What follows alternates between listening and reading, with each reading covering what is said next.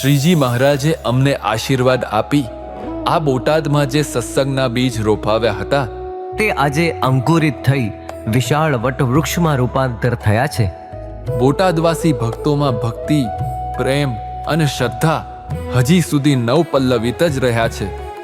અને એટલે જ ભક્તોના સત્સંગ સંવર્ધન માટે બોટાદમાં તૈયાર કરવામાં આવ્યું છે નૂતન શ્રી સ્વામિનારાયણ મંદિર સત્સંગ બાગ.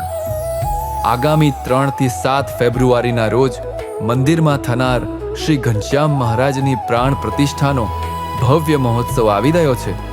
ત્યારે શ્રીજી મહારાજ સાથે અમે તમામ અક્ષર મુક્તો તો અહીં આવશું જ, પણ જોજો તમારે બધાને પણ આવવાનું જ છે.